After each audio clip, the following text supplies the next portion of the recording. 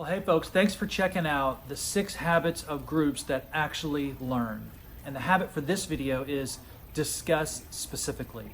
And discuss specifically is when you explain or describe ideas with many details. Explain or describe ideas with many details. And what you're trying to accomplish with this explanation, this discussion in your group where you're discussing things specifically, is you're trying to create connections, help your group members make connections with different ideas to explain how they work together or not. How do they apply to your own experience or not?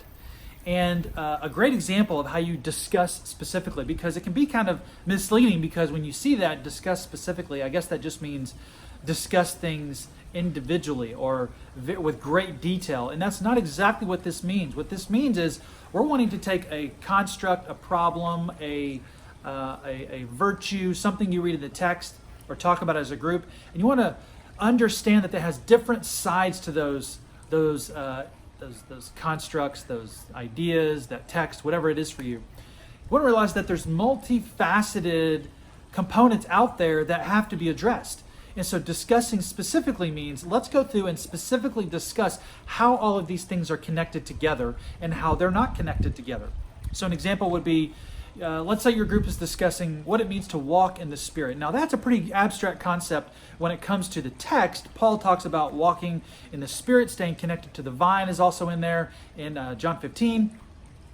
You also want to look at this idea of the fruit of the Spirit. And so there has to be, how do you make sense of all this walking in the Spirit? There's a lot of different verses that speak into that notion of walking in the Spirit. How do we make sense of this? And so discuss specifically would also encourage you to go down the questioning route of, well, what does it mean to walk in the Spirit? So you would have a discussion around, what does that mean? Well, what do you do with this scripture over here, which means, or which tells us to fill in the blank? So you're looking at these different components of scripture, but then you look at the parts of their life.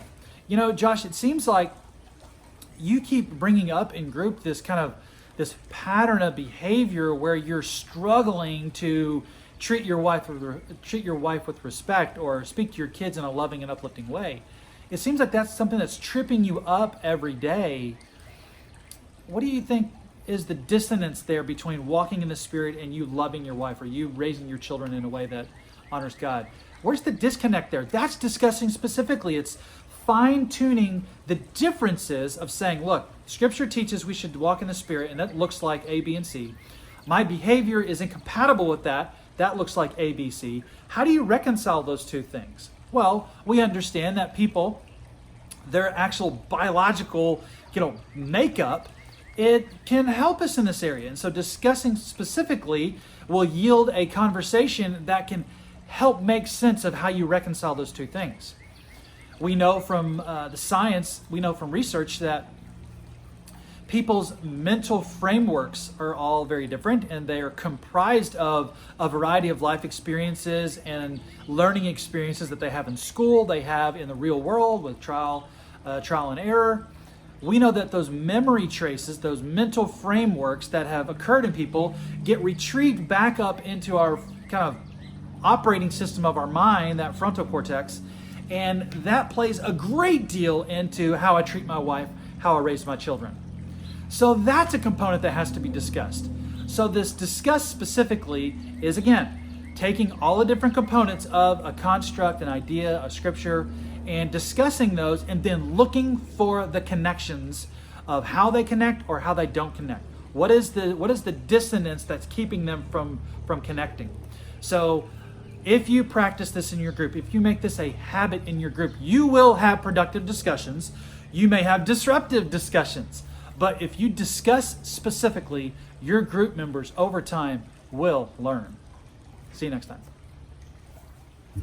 Okay, the 6 habits of groups that actually learn. This information, the source information for these 6 habits comes from the learningscientist.org. So it's learningscientist.org. You can check that out. It's a community of scholars that runs that site, and they have a podcast, Learning Scientist. Just check it out on iTunes, where you can get or anywhere you can get your podcasts. And it's very valuable. It's very technical. These are cognitive psychologists who have take effective learning strategies and they're very technical, so they use kind of scientific language. What I tried to do is take those strategies, turn them into small group language in order to help you. I follow their website, I follow their podcast, I read their blog as well, and I just look at it and go, how can I help you, my small group leaders? How can I help you? That's what I'm trying to do. I'm trying to just take what they've done and bring it straight to you. So my academic background does give me the ability to kind of go into their world and kind of distill it down to in terms that we'll all understand. And hopefully, if you want information, you can go there. But I wanted to give them credit. This is not coming from me. This is learningscientists.org. There are other strategies that are out there that could be good habits for you. But I wanted to give them credit because that's exactly where I took the information. So, all right. Thanks.